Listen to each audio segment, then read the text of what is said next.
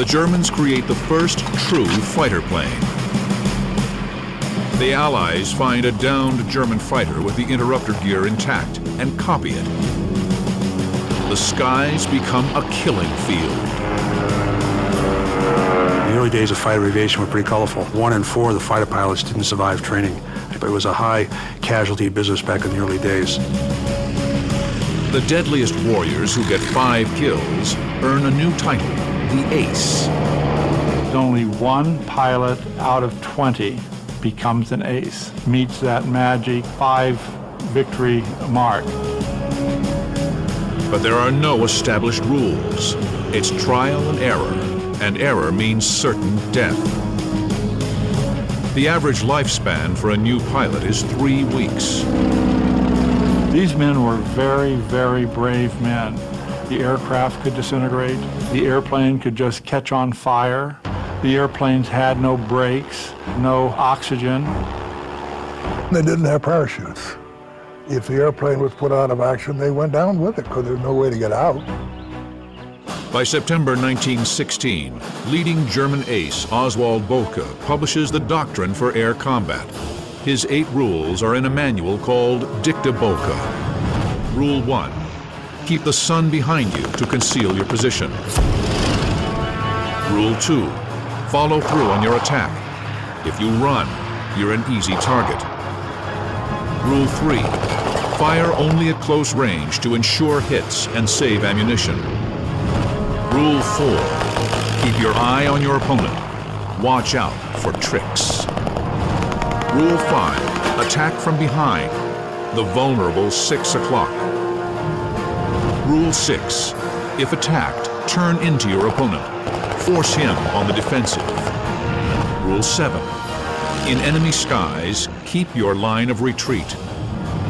Rule 8, attack in groups with each plane targeting his own opponent. Pilots on both sides learn these rules quickly or die. In 1917, America enters the war without a fighter plane advanced enough for combat. They use French aircraft, like the powerful SPAD-13. Among the Americans is a world-famous daredevil race car driver named Eddie Rickenbacker. I went over with Pershing as a staff driver with the original contingent that went to World War I. Eager for action, he's quickly transferred to flight school. There are natural pilots and there are mechanical pilots. And there are those who are sort of in between. He was natural. Rickenbacker wins his first victory on April 29, 1918.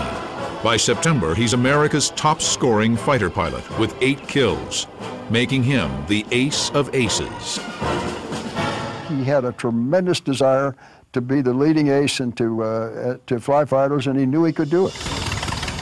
But the title Ace of Aces historically brought 2 things: fame and death. Captain Rickenbacker wrote, "The possession of this title brought with it unavoidable doom that had overtaken all previous holders. I began to feel this superstition was the heaviest burden I carried into the air, but I never could forget the life of a title holder is short." On September 24, 1918, Rickenbacker takes command of the famous 94th Aero Squadron. The Hat in the Ring Squadron scores nearly 70 kills during the war, more than any other American fighter group. Rickenbacker promises his men that he'll lead by example. At dawn the next morning, September 25th, he takes off alone in his SPAD-13 to keep that promise. Now, you're in the cockpit with Eddie Rickenbacker, heading into his legendary dogfight, relived for the first time in state-of-the-art computer animation. At first, Rickenbacker has the sky to himself. Then he spots 2 large specks below in the distance. They're 2 German LVG observation planes, perfect targets. But they're not alone. Slightly behind and 1,000 feet above the LVGs are 5 lethal Fokker D-7 fighters. The Fokker D-7, without a doubt, was the best fighter plane of World War I. It had a very strong engine. It had low maintenance problems. The SPAD was a very good aircraft too. Very sturdy, and it was really great in a dive. Rickenbacker's SPAD is faster than the German Fokker. The two planes are equally armed, but the Fokker is more maneuverable. Facing 7-to-1 odds, most pilots would cut and run. Not Rickenbacker. He climbs, following Boelke's first rule. He comes out of the sun. That's important. He has the sun to his back and they can't see him.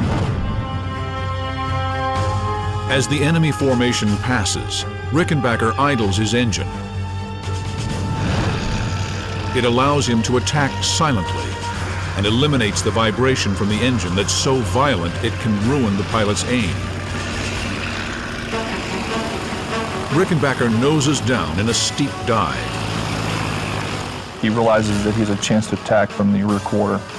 He chooses to pursue his attack on the tail end Charlie, or that last fighting aircraft, that Fokker.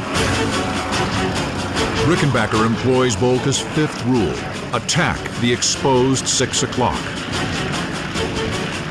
The Fokker spots Rickenbacker. Too late. Rickenbacker opens fire with his two Vickers 30 caliber machine guns. The 4 remaining Fokkers, stunned at Rickenbacker's sudden attack, scatter. They know they've been attacked, but not from where or by how many. It'll take them time to discover there's only one enemy. Time for their leader, with no radio and only hand signals, to reform the group. So he realizes now they're no longer going to be a factor to him. So he then chooses to go ahead and to continue on to attack those reconnaissance aircraft. As the Fokkers splinter, they leave the LVGs unprotected. The LVGs spot Rickenbacker and make a run for it. They dive for safety. The planes draw apart. The rear gunners fire, but Rickenbacker is out of range. Rickenbacker dives to get out of the line of fire. His dive takes him under the Germans. He zooms up to attack the nearest plane's vulnerable belly. The nearest LVG kicks his tail around, giving his gunner a clear shot at Rickenbacker.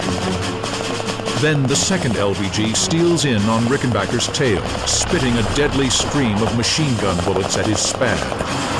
Rickenbacker's caught in lethal crossfire and in grave danger. September 25th, 1918. American ace Eddie Rickenbacker, behind enemy lines, has attacked 7 German aircraft.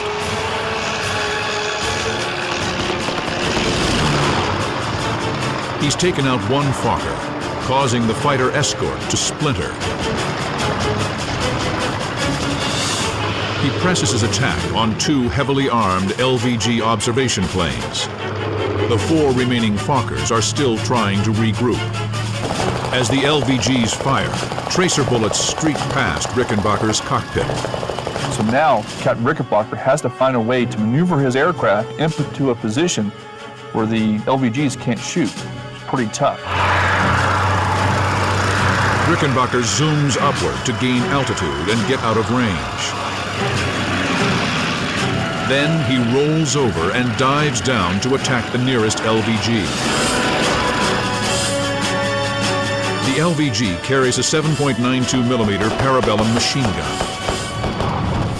It can fire 700 rounds per minute, 200 rounds faster than the SPAD or the Fokker, giving the LVG a greater chance to hit its mark. These two-seaters were very, very dangerous. They were as dangerous as a single-seater Fokker. The fire of the LVGs thwart one attack. Rickenbacker, ignoring the danger, repeats his tactic and dives under the LVG to set up his attack and get out of the line of fire. He climbs to strike the LVG's vulnerable belly, but the LVG's heavy crossfire forces him to roll over the top and dive to attack again. The Germans are expert warriors. The Germans were particularly skilled in the dogfight. You just didn't realize the environment you were getting into. Most of their fighter pilots had extensive experience flying two-seaters on the Russian front. As you also might expect, the Germans saw fighting as a duty. The World War I German pilots were very effective, amazing amount of kills. They were fighting over their homeland. They actually started teaching tactics. I'd imagine that's part of the reason why they became so effective. The LVG again sideslips, allowing the rear gunner a clean shot at Rickenbacker. Again, Rickenbacker is forced to climb, roll, and dive for another assault. But the Germans pull the same defense, and Rickenbacker is caught in the crossfire. Then, the LVGs suddenly, inexplicably, make a fatal mistake. On the fourth pass, for reasons which no one will ever know, the two LVGs separated and gave him some space. Out of the crossfire, Rickenbacker uses the opening to attack the nearest LVG.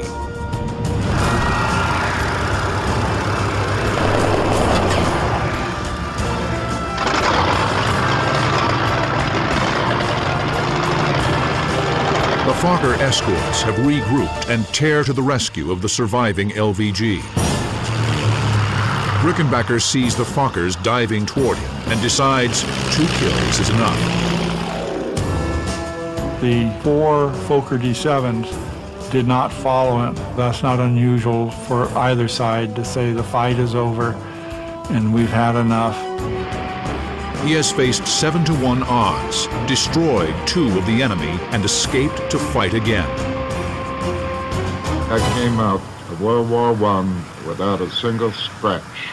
There were more than 150, I would say 160 encounters with the enemy, out of which I got 26 victories. His action of September 25th will win him the Congressional Medal of Honor. I knew that I wanted to be like him.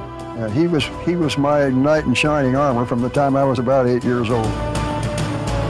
Rickenbacker writes, "Courage is doing what you're afraid to do. There can be no courage unless you're scared." I interviewed a World War I ace, a guy who was 92, and I asked him one time, I said, "You ever get nightmares?" He said, "Yeah, I do." I said, "When was the last time you had one?" He said, "Last night." And I thought they'd kind of fade away with time, but they don't. The tactics pioneered by the pilots of World War I stand the test of time and the march of technology. No matter how advanced our weapon systems or aircraft become, the tactics that Rickenbacker and Bulkey and those guys developed in World War I are still applicable today.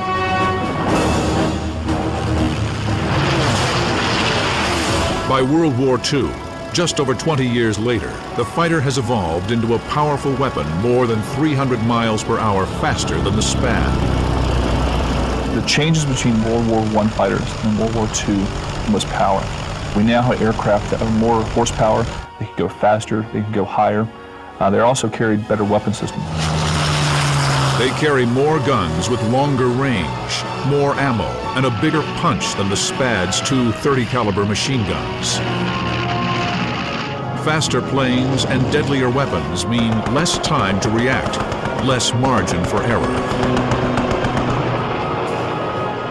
The skies of the Second World War will be far more lethal than the First. Since 1943, the Americans have sent massive daylight bombing raids into the heart of Germany, beyond the range of fighter escort.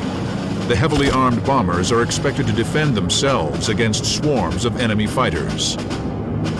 The daylight raids proved to be quite unsuccessful, and we suffered some heavy losses, losing as many as almost 60 bombers during one mission. The losses mounted.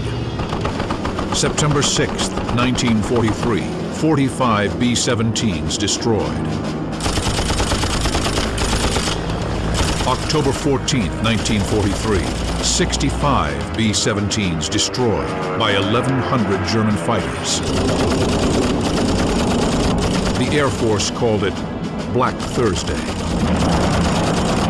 600 men went down on that day, and it almost put an end to the daylight bombing. They said, now we gotta have fighter escort. Well, you know, we just can't do this without it. By late 1943, the Allies finally have a fighter with a range of over 1,300 miles, enough to escort the bombers deep into Germany, the P-51 Mustang. Starting in December 1943, they begin guarding the bombers, forcing the Luftwaffe to dogfight over its own skies. May 27, 1944. American B-17s take off from bases in southern England. Soon, they're in the skies over France. The mission? Destroy Nazi synthetic fuel factories in Germany. The huge formation is escorted by the P-51 Mustangs. Leading a group of 4 Mustangs is Old Crow, piloted by Captain Clarence Bud Anderson. I can't remember a time when I wasn't interested in flying. I mean, I had that desire to fly as far back as I can remember in my life. He earned his Air Corps wings in September 1942 and became a fighter pilot. A year later, Anderson headed to England to fight the Luftwaffe. His fighter group, the 357th, will become the first P-51 Mustang unit in the 8th Air Force. Now, you're in the cockpit as 4 German fighters challenge Bud Anderson in one of the most electrifying dogfights of World War II. May 27, 1944. Bud Anderson's 4 P-51 Mustangs escort an American bombing mission. Now, relive the dogfight as he faces a flight of deadly German Me-109s. They're 2 formidable opponents. The P-51 Mustang is one of the Allies' top fighters. It was a tremendous airplane. It was good at high altitude, good at low altitude. It was very maneuverable. I think in the hands of a good pilot, it could hold its own or do better than any of the enemy airplanes. The Me-109 entered service in 1937. A favorite of the Luftwaffe, over 35,000 were produced, more than any other fighter in history. The strengths of the 109 were that it was a very small but very fast aircraft. It was very difficult to see. It had a very low profile, and it also had a very good zoom rate. It could climb very quickly. The P-51 is faster and turns tighter. It flies over 3,000 feet higher than the Me-109. But the Me-109 is more heavily armed and is a battle-hardened veteran, as are the men who fly them. The German pilots had so much more experience and so much more flying time than the Allied fighter aircraft. Some of these pilots have been flying since 1935 and flew into the 40s, and this is one of the reasons why you saw such incredible kill rates, with some of these pilots getting 200 or 300 aerial victories. Anderson has one advantage that the fighters of World War I lacked. Improvements in electronics now allow planes to carry a radio. We hear on the radio that up front, ahead of us, they were being attacked. My wingman's on the inside. He calls out, hey, we got 4 bogies, unidentified airplanes, attacking us, coming down on us from 5 o'clock high. We're very vulnerable. The opening moves of a dogfight are critical. Anderson can go left, right, straight, climb, or dive. If Bud turns left, he's in the angle of attack. If he goes straight, the Messerschmitt, its dive giving it superior speed, will overtake him. His only hope is to break right. The German is going too fast to make the sharp turn. So we turn like this very hard. Bud's flight does a half circle, then goes head-on toward the Germans. The 2 groups pass each other. The Germans turn left, so do the Mustangs. It's a lethal game of hunter and hunted as each side tries to get on the other's vulnerable 6 o'clock. Now we got 4 Me-109s.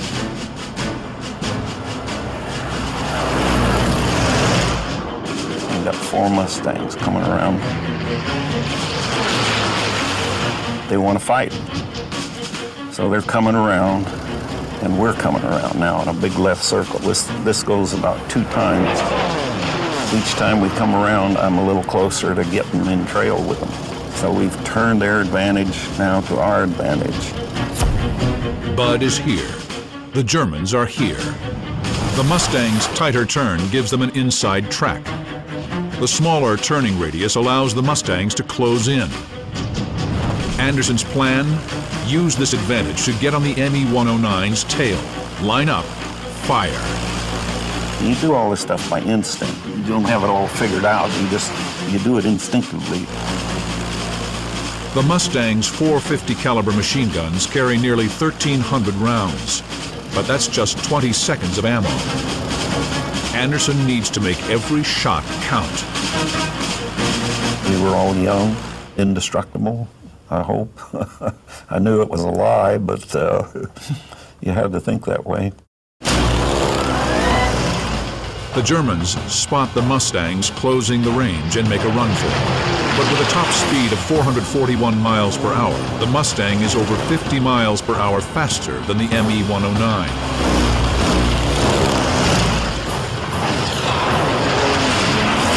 Then one German breaks away from the pack and climbs.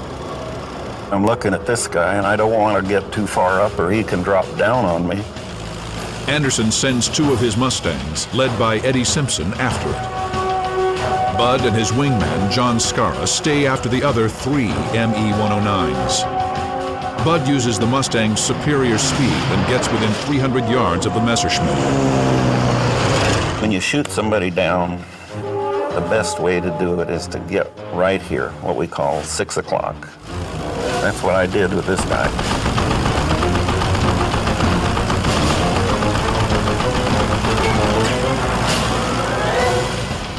The wounded 109 does something that amazes Anderson.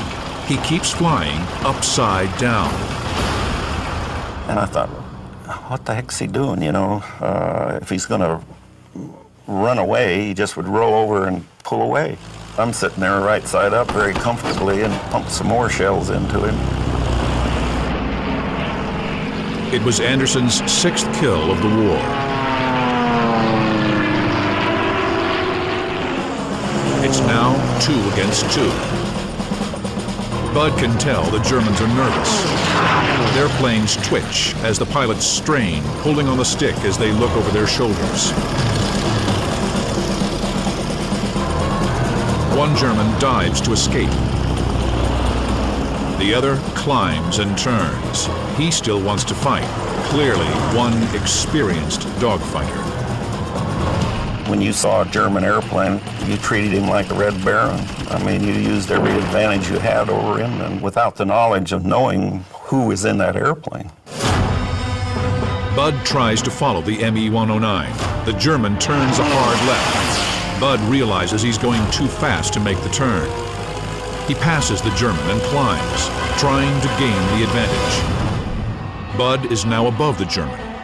If the German continues to turn, Bud can drop on him. If he dives, Anderson can give chase.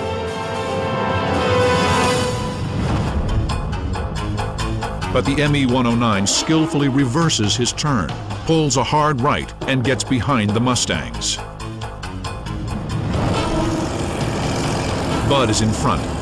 His wingman, John Scarra, is right behind. It's now Scarra who has the German on his tail.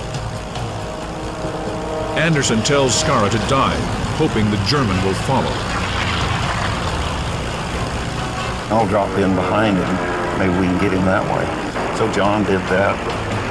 Sure enough, boy, he went right after him. At over 400 miles per hour, Bud dives after the ME-109 that's still on Scarra's tail. He sees that right away. He comes out, straightens out, pulls away, then he comes around on this hard turn again. The German has pulled the same maneuver. Left turn, hard right. Using Bolka's 5th rule, he's now on Bud's tail. Now I've got the problem, so I pull the airplane up as steep as I want to, full power, got everything just going as I can. I know that I've got a little more energy than it is, but I'm thinking about plan B. In Bud's head, he knows that energy, or airspeed, is life. Anderson's in trouble. It's the only time in his Air Force career that an enemy fighter is behind him, almost making a perfect attack. Here you are, one-on-one, kill or be killed. There's big odds that you might not make it. You might be killed in this thing. And you wonder inside, how am I going to perform personally? Am I going to run or am I going to fight? You don't know. I mean, you can train, but the actual thing is real. It's real. One hit from the German's 30mm cannon could shred his Mustang. Life or death is seconds away.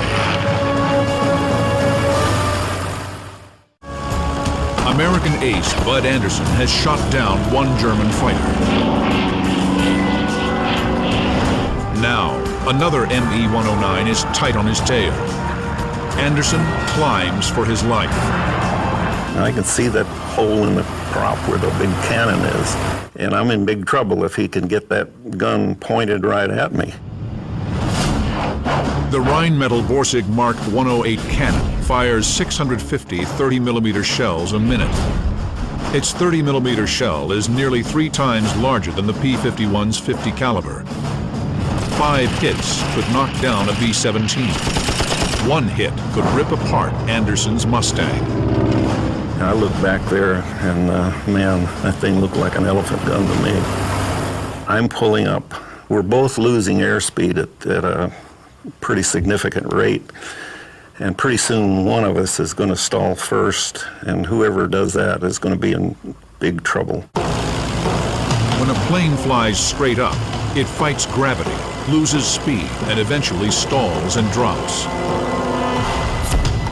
If the German stalls first, Bud will dive on his tail. But if Anderson stalls first, he will slip down below the ME-109 and will be blown out of the sky.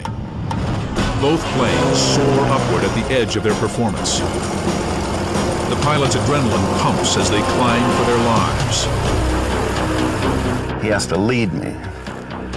And he's actually below me. I see him pulling, so I'm pulling. We're both pulling. With the throttle full forward, Bud has maxed his P-51 to the limit. Then, Anderson sees what he's been praying for. I see the airplane shudder. He's starting to lose control. The German runs out of airspeed and lift, shudders, stalls, and plummets. 2 seconds later, Anderson's more powerful Mustang shudders, but doesn't stall. He dives down after the German. Anderson has gone from prey to predator. The ME-109 regains control, brakes hard to his left. Anderson decides to go for the kill, but it requires a tricky, dangerous move. The German is here. Anderson is here behind him. The German continues his sharp left turn. Bud tries to follow. If he doesn't make the turn, he'll be in front of the German. Out of speed, a sitting duck. Bud bets his life that his Mustang will make the turn. It does. Anderson is now directly behind the ME-109. Now it's the German who climbs, trying to escape. Anderson knows the Messerschmitt will stall before he does, and gets on the German's 6. I start firing right in here, and I saw some tracers go across his right wing a little bit. I pushed a little bit of left rudder, and then pow! Hit him right in the middle, right in the wing root, all around the cockpit and engine area. Tremendous white vapor came out initially. The German is hit, but his plane is still intact. And then he just suspended in the air. I'm so close I can see the wheel well and the rivets and the grease and everything. He just rolls over and goes down. I followed him down through 20,000 feet. I was going faster than I ever been in my life. going too fast, and I pulled the throttle back. Well, he was smoking now. He's just black smoke pouring out. It must have been a mile long, and he's just going straight down. I see his shadow. He and his shadow met.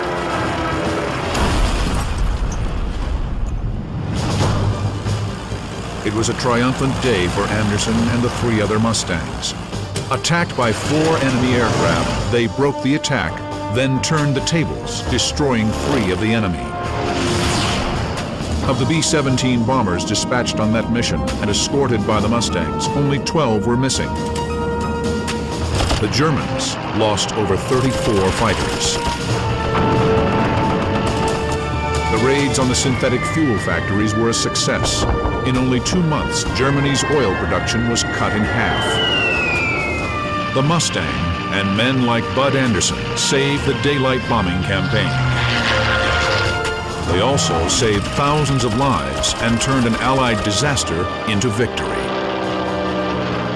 As the Germans lose veteran pilots, new, poorly trained replacements become cannon fodder for the Allied fighters. By the end of the war, the Allies decimate the once mighty Luftwaffe and control the sky over Germany. Anderson flew 116 missions in his old Crow, had 16 1/4 kills. He never sustained any serious injuries, but some of his squadron mates were not so lucky. I had a tremendous relationship with the members of my squadron. I thought so much of them that I actually named my son after 2 of them, and both of them were killed in combat. Jim Browning was one. He later got shot down when he made a head-on pass with a German jet, Me-262, and they collided. Both of them were killed. Eddie Simpson was the other one. He was my wingman. Anderson would stay in the United States Air Force, serving in post-war Korea and flying combat in Vietnam. He retired in 1972. Chuck Yeager, his friend and squadron mate, calls Bud Anderson the best fighter pilot I ever saw. The piston engine fighter reaches its zenith in World War II. Even before the war ends, its days are numbered, and the sound of air combat will change forever.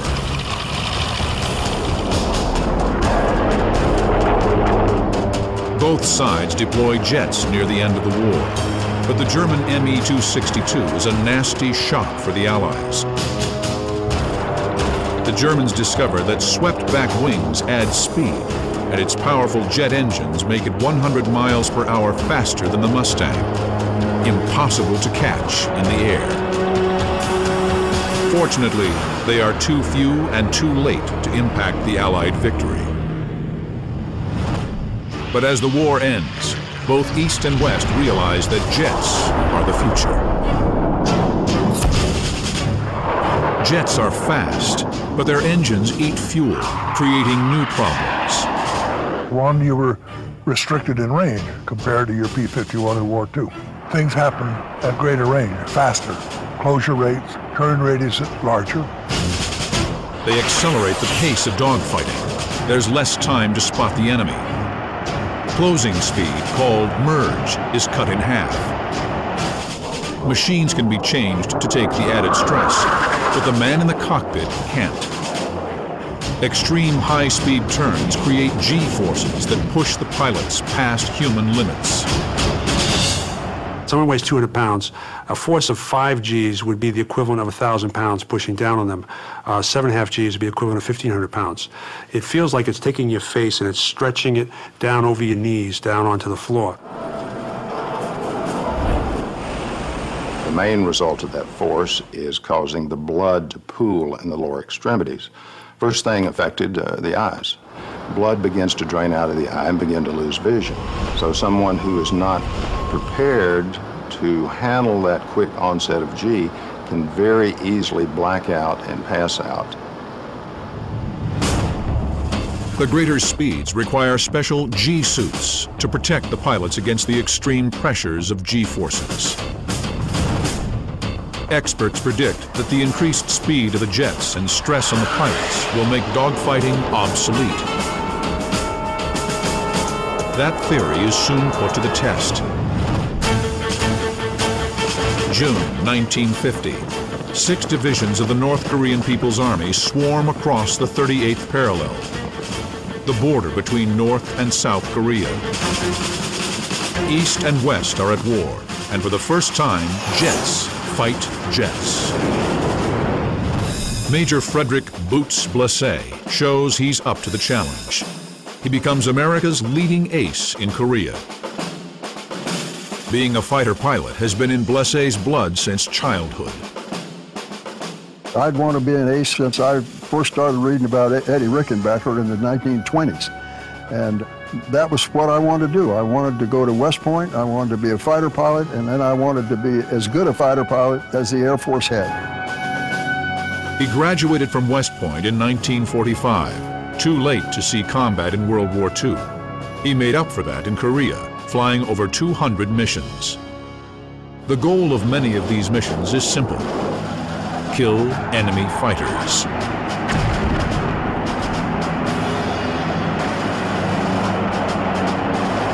Since November 1950, the skies are dominated by a fast, high-climbing opponent, the infamous MiG-15. Some MiGs are flown by hastily trained North Korean and Chinese pilots, but others are secretly flown by Russians.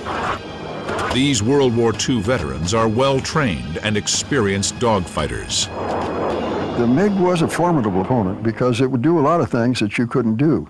And the main thing you had to be careful of was not fighting his fight.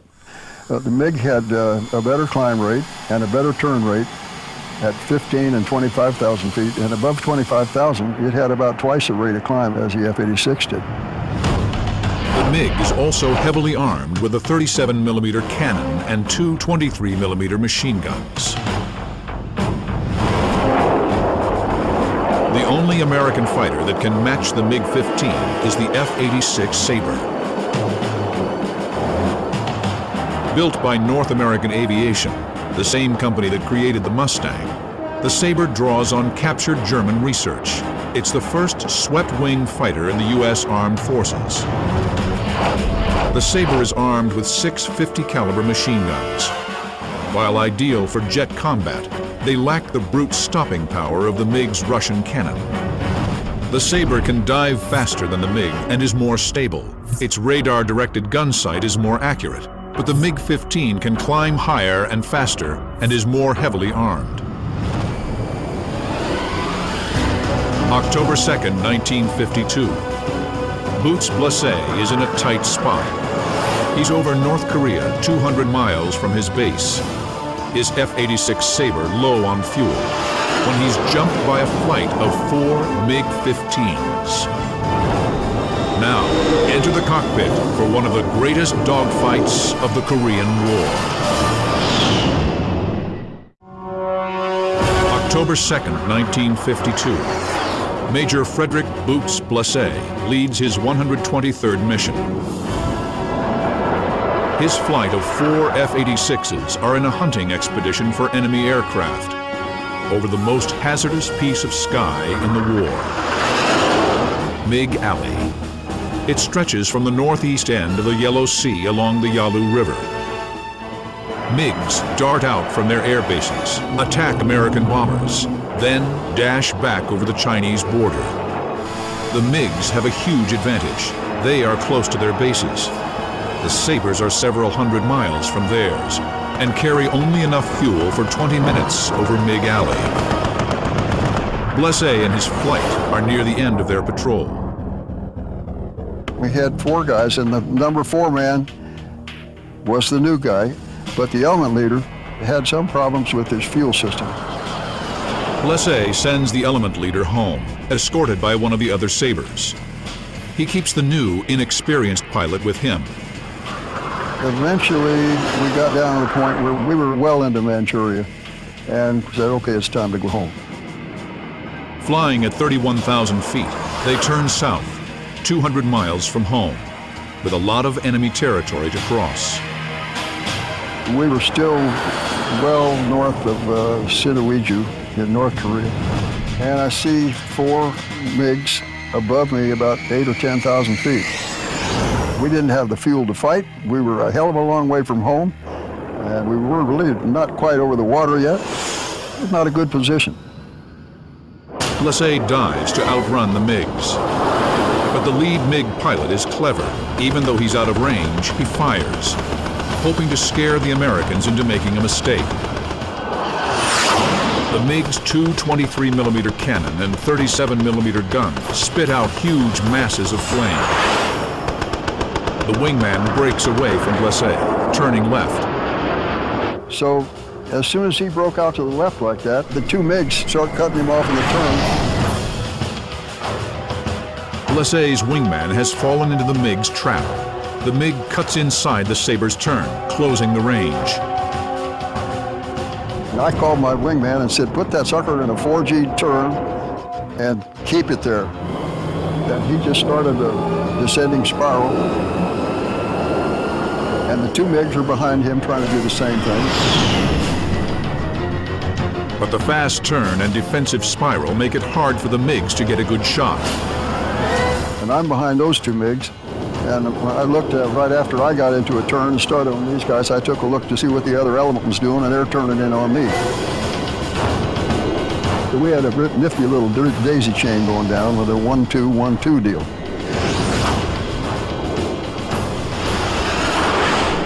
At 18,000 feet, Blessé gets the break he's hoping for. The closest MiG in front of him can't hold the spiral and slides outside the tight turn.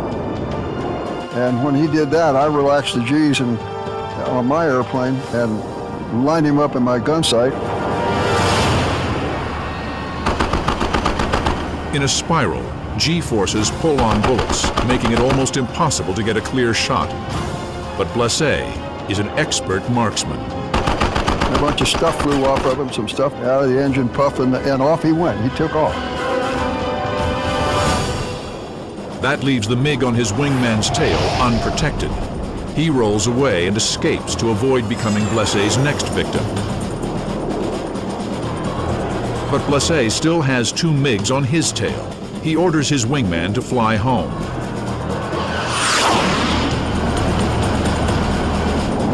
Rounds from the two remaining MiGs shoot past Blessé's canopy. I'm in a turn because these guys have just fired over my canopy. I increased the G's and made them slide out to the right. And then I started to reverse my turn. Boots, using his training and experience, pulls up, reverses into the MiG, then rolls over in a dive. He's now above and behind the MiGs, ready to attack. And the minute I did that, this guy could see that he was going to be had if he didn't do something. So instead of trying to turn with me, he just rolled into me and headed for the deck, and his wingman went with him. Blessé lets the MiGs escape. He has no choice. I didn't want to fight with him. I didn't have the fuel. But now I'm down to about 900 pounds, maybe 1,000 pounds of fuel. I'm damn near 200 miles from home. And I'm already starting to calculate whether I can make it or not.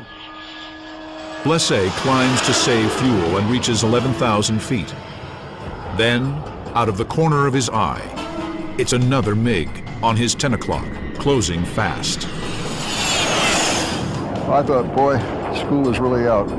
I can't even go one turn with this guy. I don't have the fuel. Above all, I've got to get out over the water.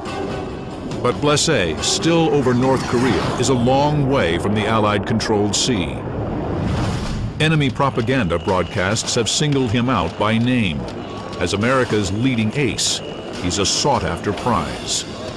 It hadn't been more than 2 weeks since Pyongyang Sally had been on the shortwave radio, and she said, "Oh, Major Blessé, I see you've got your 8th kill today, but we're going to get you, and when we do, we're going to hang you from the Han River Bridge." The MiG, incredibly, doesn't see Blessé's Saber, which was low and to his right.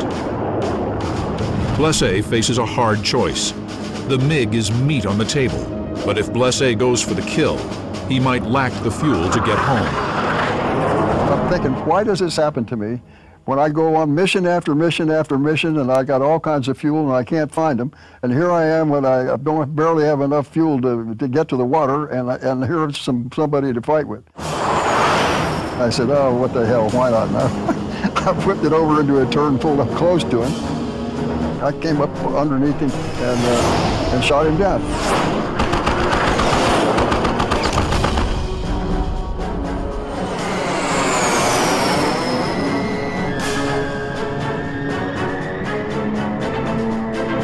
It was his 10th kill, but it cost him 200 pounds of much-needed fuel.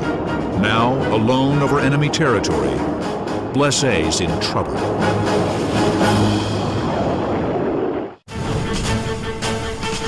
October 2nd, 1952. In the skies over North Korea, Frederick Boots Blessé has just destroyed an enemy MiG, but his fuel tanks are now dangerously low. I got three alternatives right now. I would like to get all the way home. If that doesn't happen, if the winds are wrong, I don't have enough fuel, maybe I can get to Pangyangdo. Pangyangdo Island has an Allied radar station and 5,000 feet of hard, sandy beach. It's an emergency landing field, but with treacherous risks. The only problem with it was it had about a 50-foot cliff on each end of the landing strip. But if you're looking at bailing out into the third most shark-infested bay in the world, or maybe taking a crack at that 5,000-foot runway, it doesn't look too bad. Blessé still hopes to make it to his base in Kempo. He shuts off his engine to save his last dregs of fuel and glides at 180 knots, the Saber's best glide speed. But within minutes, his Saber losing altitude and the wind against him, Blessé knows he can't make it back to Kempo or even Pangyangdo Island. His best hope is to eject into the shark-infested sea. Blessé restarts his engine, uses his last drop of fuel, climbs back to 13,000 feet, and heads for the coast. Then his engine flames out of fuel, well over North Korea. I got over the coastline. Took a tremendous amount of fire. Heavy 57mm anti-aircraft fire fills the sky. With no fuel, Blessé can't weave to avoid the ground fire. The flak bursts so close, the air pressure forces his wings up. But he runs the gauntlet and dashes to the sea, crossing the coast at only 3,000 feet. On his radio, one by one, his squadron mates try to keep his spirits up. This still kind of chokes me up thinking about it. It was a very, very emotional moment for me. I remember after the last guy stopped, I sat there for a full 8 or 10 seconds and I thought, God, what a wonderful bunch of guys. Ejecting from a jet aircraft is extremely hazardous. The sudden G-forces can cause severe spinal injury. Arms and legs not tightly controlled can be severed by the windscreen canopy or cockpit walls. Out of the cockpit, the parachute opening can snap the body again, intensifying injuries. Blessé ejects.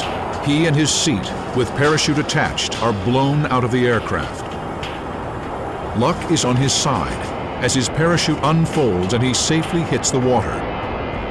Within 10 minutes, Dumbo, the air-sea rescue flying boat, sweeps down and, as enemy shells fall around them, rescues Blessé.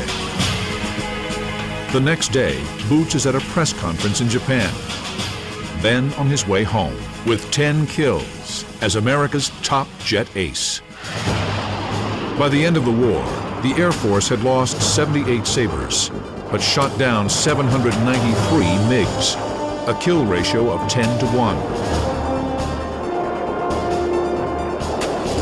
This air supremacy kept Allied ground forces from being pushed into the sea by overwhelming numbers.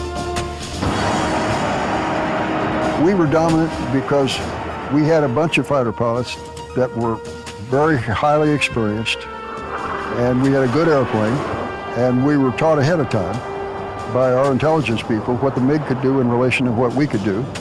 That, coupled with hours and hours and hours of dogfighting in the U.S., down in our hearts somewhere, we thought the time is going to come when I can use all this.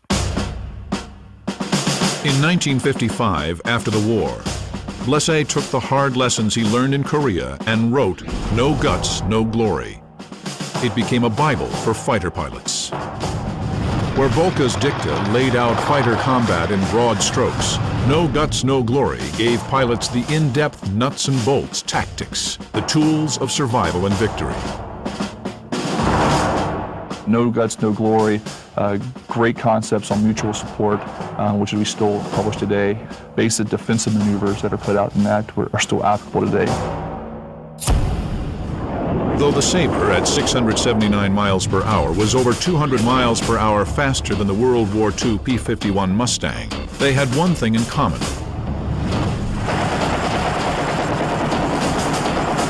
They both fight with guns.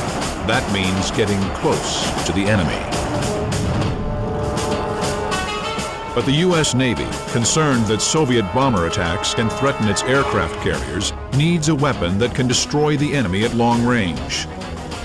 In the mid-1950s, the rocket-powered Sidewinder missile changes air combat forever.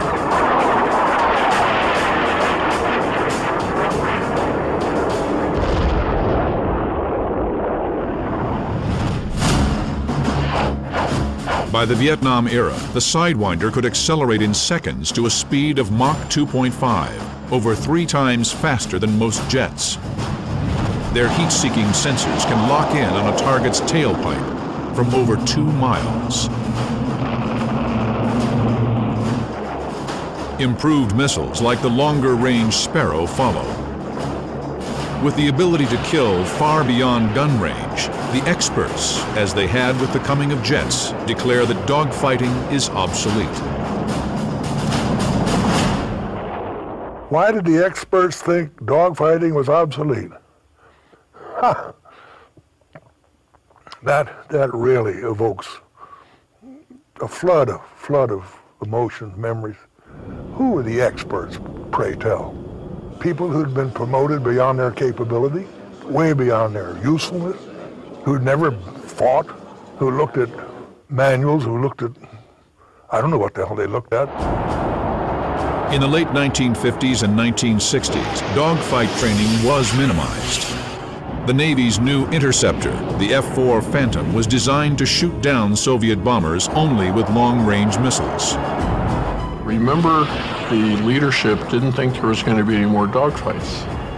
It was only going to be shooting missiles at a Russian bomber coming across the ocean.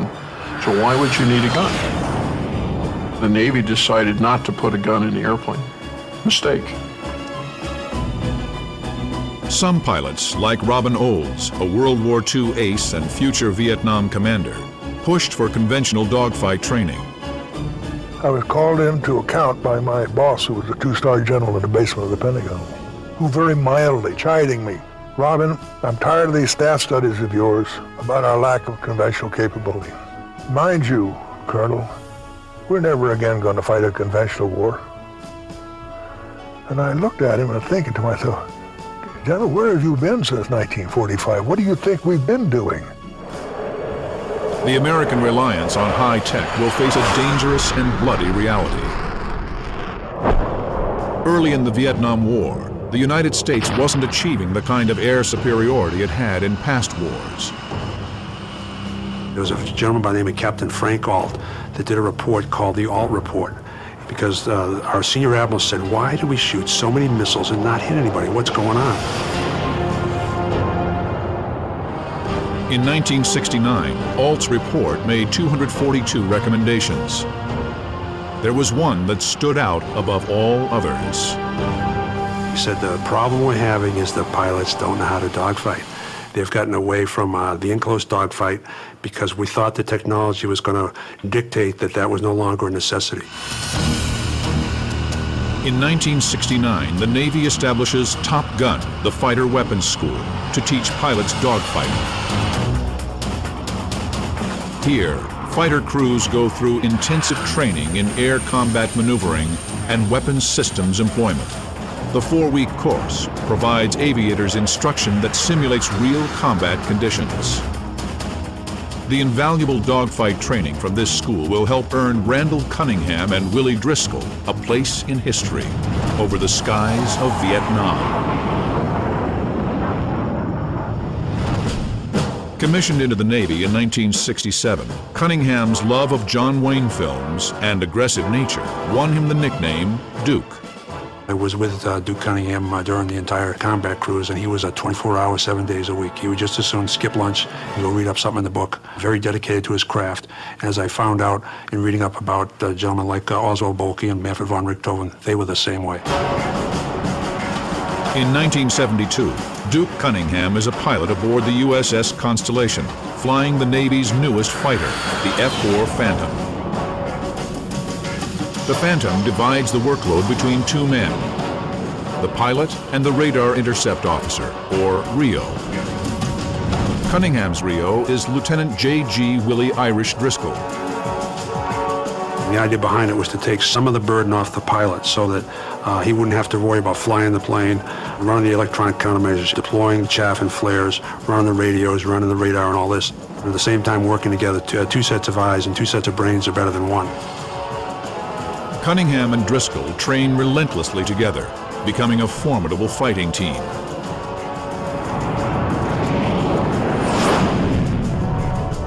We knew each other's tendencies and strengths and weaknesses. We're welded at the hip, as brothers might be, when you go through something like that.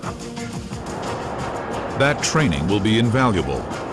On this day in 1972, they're heavily outnumbered in their F-4 Phantom over North Vietnam by a brutal range of Soviet-built fighters, including the notorious MiG-17. This modernized version of the MiG-15 is a nimble and formidable opponent. At low speed, it can easily outturn the Phantoms. And the thing that the MiG had was a small airplane, small size, hard to see. Size wasn't the F-4's only disadvantage. The F-4, large, bulky, leaves two big smoke trails when it's not an afterburner. Easy to see, therefore, at long distances. Whoever gets visual first has got a much better advantage. In fact, surprise is one of the elements in the combat arena that's historic. With a top speed of nearly 1,500 miles per hour, the American F-4 Phantom is twice as fast as the MiG-17. Armed with 2 medium-range Sparrow and 4 short-range Sidewinder missiles, the F-4 can strike from over 25 miles away. The MiG is more agile than the Phantom, but the F-4 is faster and has a better rate of climb. The MiG's biggest advantage is its armament. In addition to missiles, it also carries short-range guns that the Phantom lacks. May 10, 1972. Randy Cunningham pilots the F-4 Phantom Showtime 100 into the skies of North Vietnam. Now, enter the cockpit and relive one of the most savage dogfights of the jet age. May 10, 1972. Randy Cunningham and Willie Driscoll in the F-4 Showtime 100 are on a 35-plane raid against the Haidong rail yards. I remember it was a beautiful day, just wispy clouds going through the skies, and as you're climbing in a fighter and you're looking at that armada that you're joining and stuff, it's pretty awesome to look at the power, and at the same time, I'd already lost some good friends. It was deadly serious and earnest, and you didn't want to make mistakes. Cunningham's Phantom is also armed with bombs for ground attack. The North Vietnamese are determined to shred the strike force. They launch MiGs from 5 airfields, protecting the rail yards with anti-aircraft guns and surface-to-air missiles, like the SAM SA-2.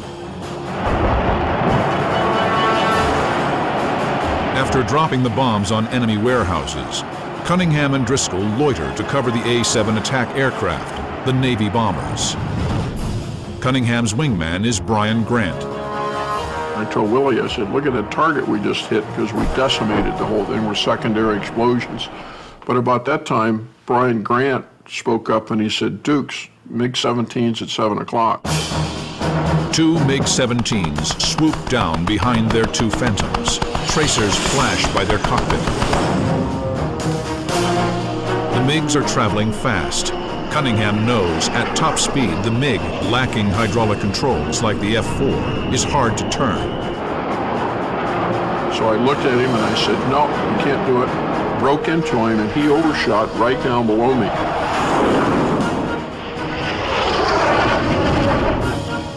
But the second MiG, 1,500 feet behind, rolls up to Cunningham's belly. Brian Grant and his Rio, Jerry Sullivan, tell Cunningham they'll take care of the second MiG, leaving Cunningham free to deal with the MiG that overshot him. I put my nose on him and come through him. I get a Sidewinder tone and squeeze the trigger. The missile literally went up his tailpipe and exploded.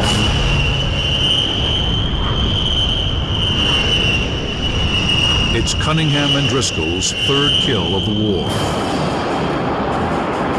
The MiG that had been under Cunningham's belly was still there. Cunningham accelerates, puts on 500 knots, and gets away from the MiG. Having escaped the danger, Cunningham and Driscoll decide to get more MiGs. They pitch up, go over the top, roll out in a maneuver known as an Immelmann turn, named for famed German ace Max Immelmann, and head back to the fight. Below, they see two Phantoms trapped in a wheel of 8 circling MiGs, and in danger. MiGs would fly in a wagon wheel, MiG-17, MiG-17, MiG-17, all the way around, and there was 8 of them. The tactic that they use, if you get behind one of them, there'll always be a MiG behind you. If you don't get in there with them, you fly tangent to it and you go through and shoot them and then go out the other side and keep your speed up. But in that wheel was 2 other Phantoms. As Cunningham starts to head in, an F-4 shoots out of the circle, so close they nearly collide. It's Commander Dwight Timm, Cunningham's executive officer, and Timm's Rio, Jim Fox. Timm is here. There's 2 MiGs on his 5 o'clock, which he sees. But he doesn't see a MiG-17 on his wing, closing in to attack. Cunningham falls in behind and calls for the F-4 in port turn to break away. With Timm's Phantom and the attacking MiG close together, the Sidewinder can't lock on to the enemy plane. If Cunningham fires, the missile could lock on Timm. Cunningham again warns Timm to break right. He really yelled it out loud, at which point every F-4 out there broke right.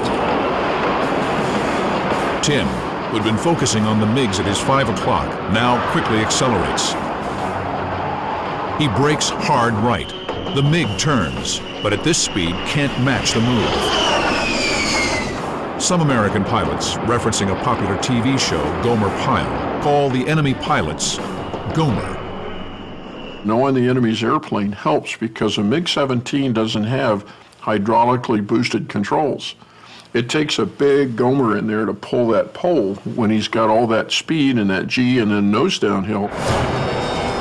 Finally, Cunningham has a clear shot at the MiG.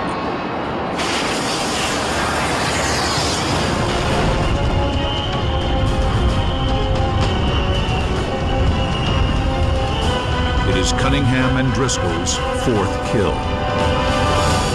Then, 4 MiG-21s, watching the fight from above, decide to roll in for revenge.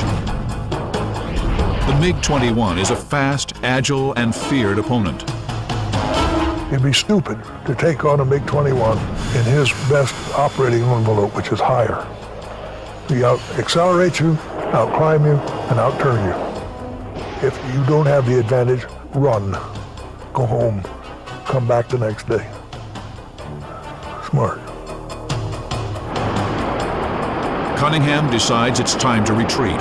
He pulls hard and turns in the opposite direction from the MiGs, then heads back to his carrier. Nearing the coast at 10,000 feet, they spot a MiG-17 heading toward them. I said, Willie, we got a MiG 12 o'clock try and lock him up. He couldn't get a lock. And I said, I'm going to scare the blank out of this MiG. And so I passed right down with full intention, just scaring the heck out of him. Cunningham's made an almost fatal error. He started to shoot at us with his gun. We made a mistake past. We forgot that that's right, they have their gun equipped.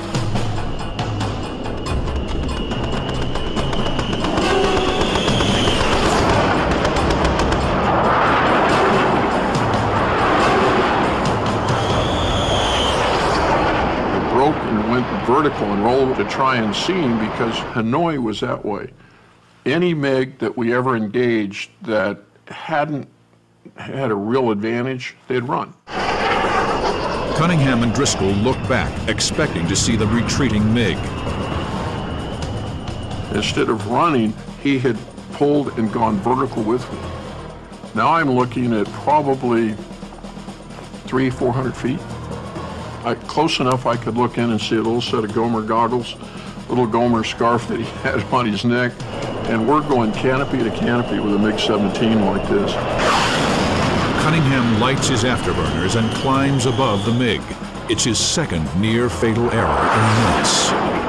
The MiG is now on his 6 and opens fire. It was a big mistake. And you know, I was thinking about recovering from it, and, you know, your fangs come on at that point, and your mind says, okay, settle down, dude. Cunningham rolls off to the side to escape the deadly line of bullets. But the MiG matches his every move. The only rule was there were no rules. It was a knife fight in a telephone booth. After all they've been through, Cunningham and Driscoll are still in for the fight of their lives. May 10th, 1972. Randy Duke Cunningham and Willie Irish Driscoll have shot down 2 MiGs in a raid over North Vietnam. Now they're in the enemy's sights. They use all their training and skill, but the MiG-17 on their tail matches them move for move. Cunningham and Driscoll are determined to take the MiG down. But the Red pilot has more than luck. Most North Vietnamese pilots rarely fight in the vertical. They either fight in the horizontal or run. This pilot is different. He has skill, expertise, and a killer's instinct. I look and I'm looking right at his eyeballs. And I mean, it's like looking at a cobra ready to strike you. And that chill going through your spine, it's every emotion you've ever felt. Fear, hate, anger, love. All of those emotions, magnify them 1,000%. And what helps you is that if you panic, then you're vulnerable. And that's where your training kicks back in. Cunningham and Driscoll set a trap.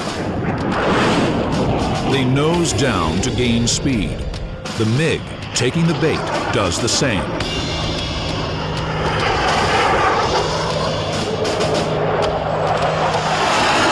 Cunningham pulls up, rolls over the top of the MiG, and gets behind him. It's a maneuver called the rolling scissors. Then the MiG uses Cunningham's maneuver and pulls up into him. I overshot. And then I accelerate again and said, okay, this guy knows what a rolling scissor is. Each aircraft attempts to roll into his opponent's 6 o'clock. They climb and roll, each fighter trying to get into attack position behind the other. We're noting that this pilot is flying this plane very well, and he's also handling his weapon system very well. Very different from what we'd encountered with the other enemy pilots. This fellow knew just what he was doing and just how to do it. As the 2 jets maneuver, fighting gravity, they lose speed. It was a 3-dimensional rolling fight, and we went through maybe 2 or 3 of these rolls. The last time we knew that as when we went up to the vertical, we were going to run the risk of stalling or go to 0 airspeed, in which case, if he had a little bit more airspeed than us, he was going to be able to kill us. At low speed, the smaller MiG can outturn the big American jet. This is becoming the MiG's fight. I don't fight his fight. I don't get into a turning fight with him because that's his fight. I'll force him into the vertical, or I'll force him to do something else that I want. when you set a trap for somebody, you also are cognizant that another good pilot could be setting a trap for you. Cunningham knows it's time to turn the fight around. He fires his afterburners, dumping raw fuel into his exhaust to gain more speed. And at 600 knots, darts 2 miles away from the MiG, ending the rolling scissors. Cunningham and Driscoll take a second pass at the MiG, this time angled to the side so the MiG can't fire head-on. Then Cunningham climbs. So does the MiG, starting another rolling scissors. He would force me to overshoot, use rudder, kick like this. Very experienced pilot. As they keep in the rolling scissors, Cunningham loses speed and again risks making it the MiG's fight.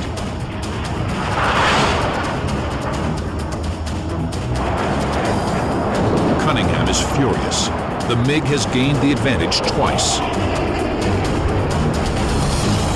For the second time, Cunningham hits his afterburners, puts 2 miles between his Phantom and the MiG, then roars back to attack.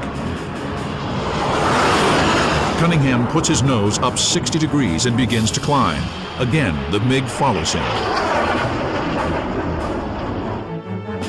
Cunningham tries a trick he learned at Top Gun. He hits his air brake and idles his throttle, slowing down the Phantom. Cunningham knows the MiG is expecting him to overtake and pass, putting the MiG on the Phantom 6. For Cunningham, slowing down is a dangerous move. He could easily stall and lose control of his plane, giving the MiG a huge advantage. One of the things we always teach at Top Gun is we want our pilots to fly that airplane 1 inch from out of control at all times in a purposeful way. And that's what Duke is doing with this airplane right now. It works. The MiG shoots out in front and above him. It's like if you put on your brakes, a car's going to go by you on the highway. That's what I was trying to do to get him. Finally, Cunningham and Driscoll have the advantage. If Cunningham had a gun, he could blow the MiG out of the sky. But all he has is missiles, and he's too close to use them. But I made another mistake. I expected that relative motion to keep going like this, but he ran out of speed, and I ended up about 700 to 800 feet away from him. And I can't shoot him because the missile won't arm at that point unless it just hits him. The MiG pilot knows he's in desperate trouble and rolls over the top, away from Cunningham and Driscoll. At the top of the roll, he briefly stalls and heads into a dive. He recovers with Cunningham and Driscoll behind him.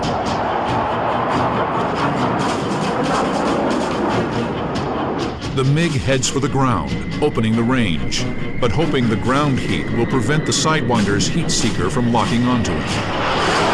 He just kept running. So when he got nose to tail position, about 2,000 feet, I just stood on the rudder like this, pointed the nose at him and shot him.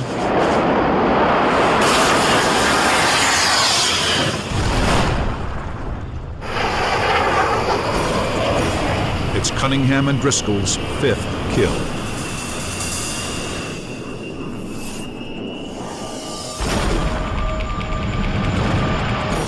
They later discover that this great adversary may have been the legendary Colonel Toon, widely believed to be North Vietnam's leading ace. But celebrations will have to wait. Cunningham and Driscoll are a long way from home. With more MiGs closing in, they roll out and head for the coast. And as I rolled, look up, I could just see a SAM coming, an SA-2. It's about the size of a telephone pole. The SA-2 has a top speed of Mach 3.5, over 2,660 miles per hour.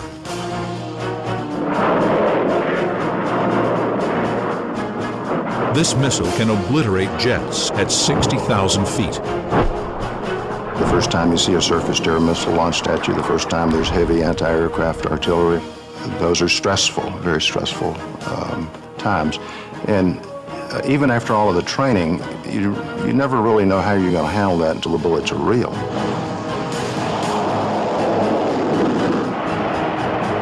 So I saw this SAM and I just started to break into it, which is lucky I didn't, because if I would have broke and this thing went off, it would have gone right through Willie and I through the cockpit. Then the SAM explodes nearby. It sounded like someone took 1,000 BBs and threw against, your car. And the airplane kind of shook itself a little bit. Maybe 15 seconds later, Duke says, Willie, we're starting to lose PC2. That was one of our main hydraulics. As he said that, I looked back over the left side of the plane. I noticed the left turtleback area of the plane. There's fire on the side of the plane. The Phantom skids violently to the left. The backup hydraulics fail. Duke comes back. Willie was starting to lose PC1. PC2 is going to 0. Then, a pilot's worst nightmare. The airplane all of a sudden rolled upside down, out of control. And I remember thinking, the only time I'd ever asked for divine help is when I got in trouble, And I remember thinking, God, I don't want to be a prisoner of war. I don't want to die. Get my rear end out of this. With the backup hydraulic system gone, Cunningham rolls upside down and tilts the nose up so it won't pitch down. He controls the Phantom with the rudders. They roll nearly 20 times, descending from 27 to 17,000 feet, but speed closer to the sea. To eject over land means becoming a POW. Every second they can keep flying brings them nearer to the coast and rescue. They stay with the plane as fire warnings blare. You have to get through that and have a firm enough grip on yourself to get done what has to be done at the moment. The Phantom spins violently downward. Cunningham and Driscoll are over enemy territory, on fire, and going down fast. May 10, 1972 started well for Randy Duke Cunningham and Willie Irish Driscoll.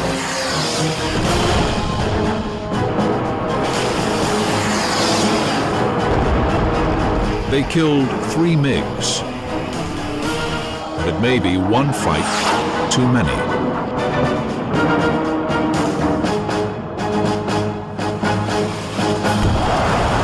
Wounded by a SAM missile, they spin out of control over North Vietnam. Now there was a fire about 40 feet behind us, and Willie said, Duke's getting hot back here. And I could see the fire out the mirrors, and I put the stick, and the airplane kind of righted itself, and I remember thinking, God didn't have anything to do with this, it was just my superior flying skills. But about that time, the airplane went back upside down, and I remember thinking, God, I didn't mean it, get me out of here.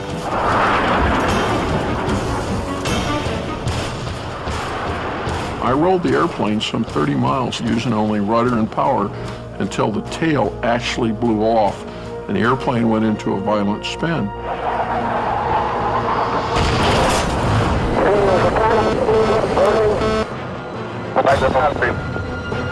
Luckily, the radios were knocked out because there are people screaming at us on this tape. And they're saying, get out of that airplane in the spin over the beach, get out of that airplane. I didn't hear any of that, which I was glad. All right, get out of that airplane. Get out of that airplane. Everyone's going down in the spin off the beach. Finally, they clear the coast. The plane flipped onto its back. I did pretty much a handstand off the top of the canopy when he gave me the Willie eject, eject, eject.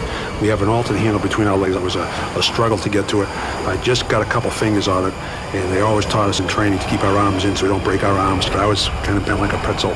Pulled it, and then bam, he went off one direction, I went off the other. We had like rockets in the back of the seat, so the rockets fired us out.